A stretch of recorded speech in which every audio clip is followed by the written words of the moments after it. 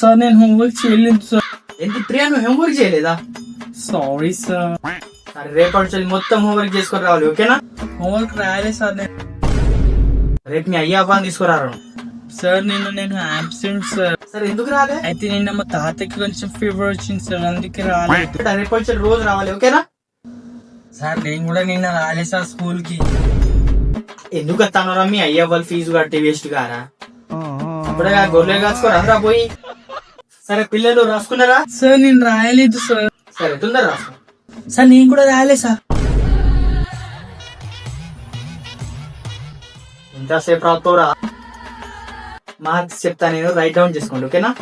Priya 82%, good girl. Sai 85% ఏందిరా?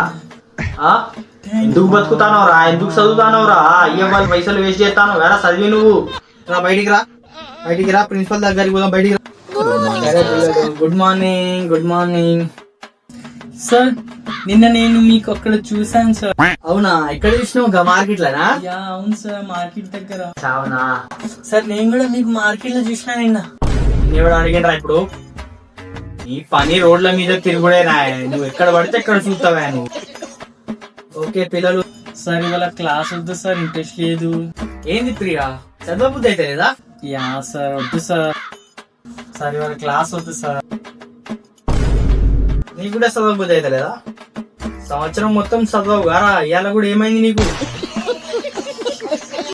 ఏమైంది ప్రియా, ఇంత డల్లు నువ్వు? హెడ్ఏక్ అవుతుంది సార్.